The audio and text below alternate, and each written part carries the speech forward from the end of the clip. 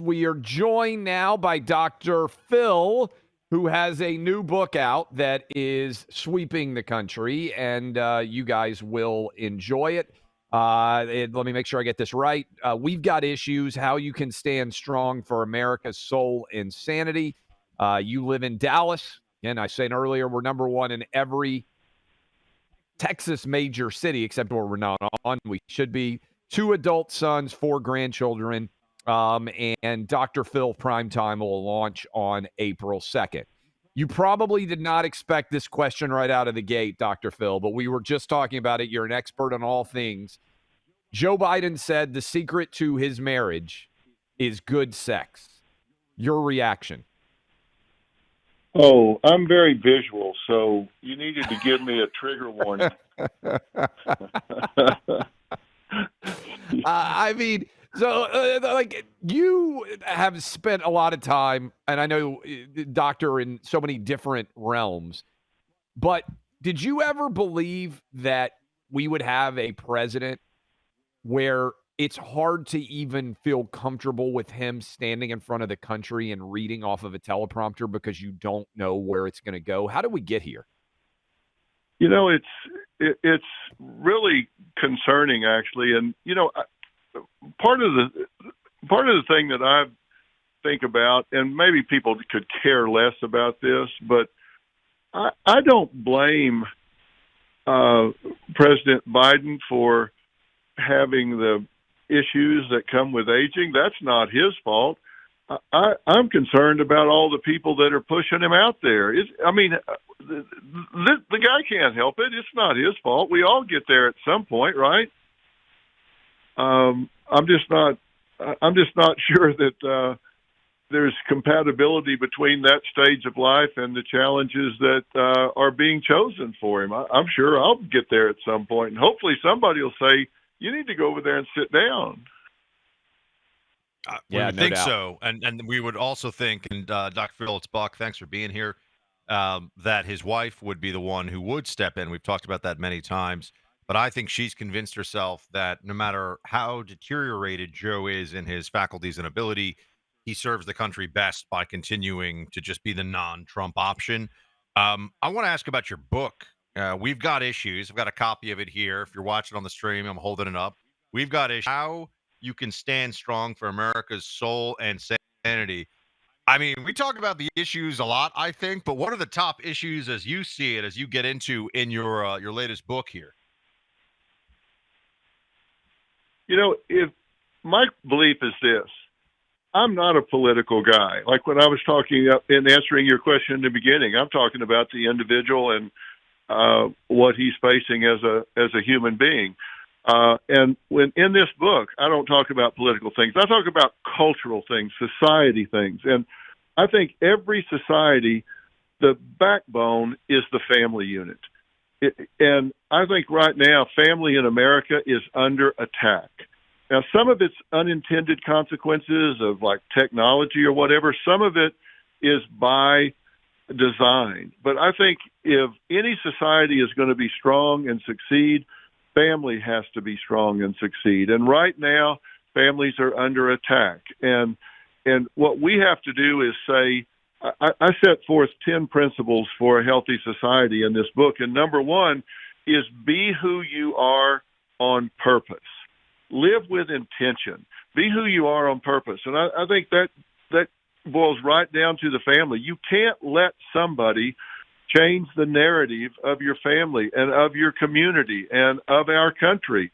You can't decide you're going to forget about history. You're going to forget about science. You're going to forget about biology. You're going to forget about facts. You can't do that. And for the first time in our country's history, I think that we truly are under attack from within. I think we've got enough to deal with our enemies outside. We don't need to be attacking each other, and that's what's happening. You talked about the change in narrative, and we're talking to Dr. Phil right now. I encourage you to go check out his new book. One of the biggest changes in narrative that I see is the idea that you could be a man and identify as a woman and compete in women's athletics.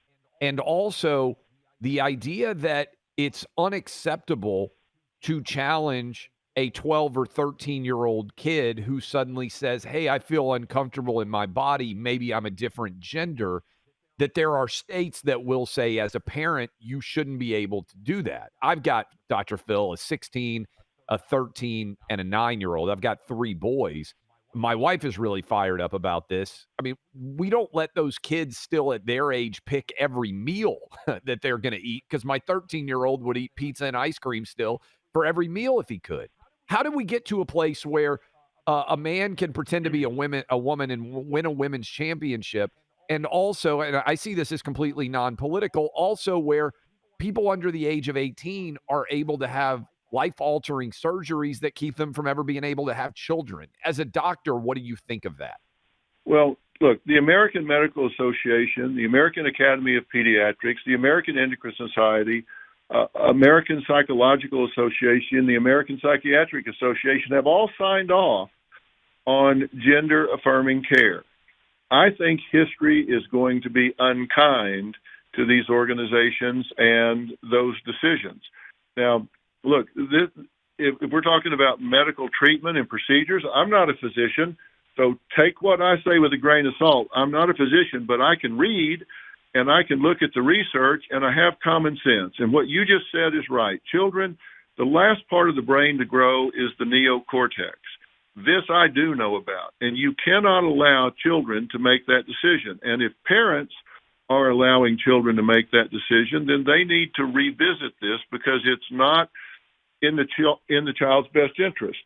You know, the Hippocratic Oath is first to do no harm, and there simply is not enough research that this kind of intervention does no harm.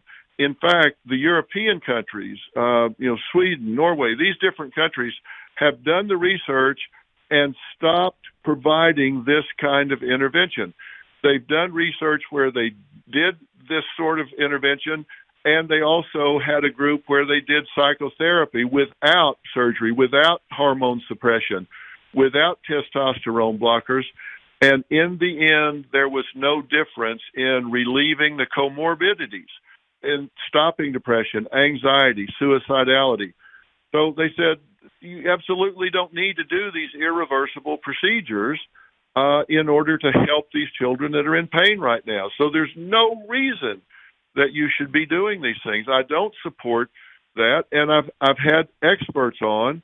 Dr. Carol Hooven from Harvard University came on and talked about a meta-analysis of 50-plus studies that said there is no way you can use testosterone blockers or whatever to level the playing field between a transgender female and a biological female. You can never level the playing field. And she was drummed out of Harvard, labeled as a hater and transphobic. And they've already labeled me as a hater and transphobic, and will do so again because of what I'm telling you right now. But that's too bad. Phil, the facts are what they are. Dr. Phil's book is We've Got Issues, How You Can Stand Strong for America's Soul and Sanity. And Dr. Phil, Primetime launches April 2nd. Dr. Phil, what can you tell us about the show? Well, we're launching an entire network, Merritt Street Media, April 2nd, and we're going to have 4 hours of news. We're going to have 24/7 programming. My show will be the anchor in prime time. We've got a lot of others that are coming on board with us as well. Nancy Grace, Bear Grylls, Mike Rowe, some we can't announce just yet, but some big names that are coming on with us. And the idea is to create a destination network that you can turn on in the morning and leave on all day long and not worry that your kids are going to see something that's going to brainwash them or distort their thinking. I want to be the debate lane in America where both sides of any issue can come on and discuss it intelligently, have a civil discourse, and people can make up their own minds. The news is going to be fact-based. Make up your own mind. You think it's a good deal, bad deal, good news, bad news? We're insulting America by not letting them make up their own mind. You don't need spin, spin, spin. And the blueprint for that network is in the book, We've Got Issues. And I designed it that way. That's what it's all going to be about. And I really hope people will pick it up and read it. I think they need to. We need to wake up. Last question for you, Dr. Phil. You raised 2 boys. I'm raising 3 boys. We've had a lot of discussion on this show about manhood being under attack. and men in general not living up to their fatherhood obligations. You talked about the family being under attack. What do men need to do better based on your education as you see the way society is evolving? Uh, what are we failing at, and what do men need to do better in your mind to raise the next generation of boys into men? Well, I think it's parents in general. You know, right now in college, we talk about toxic masculinity, and there is toxic masculinity. I mean, seriously, there are some guys that they're misogynistic. They go too far. They get into abuse, control, that sort of thing. Nobody wants that. What they're teaching in college too often now is that masculinity is toxic.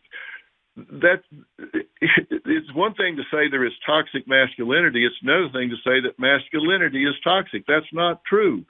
They're teaching that you shouldn't be masculine. They're teaching these things that say, look, we should have a quality of outcome independent of input, and that if you're ambitious, if you're hardworking, if you're trying to get out there and be entrepreneurial and get ahead, that's in some way gauche. You shouldn't do that.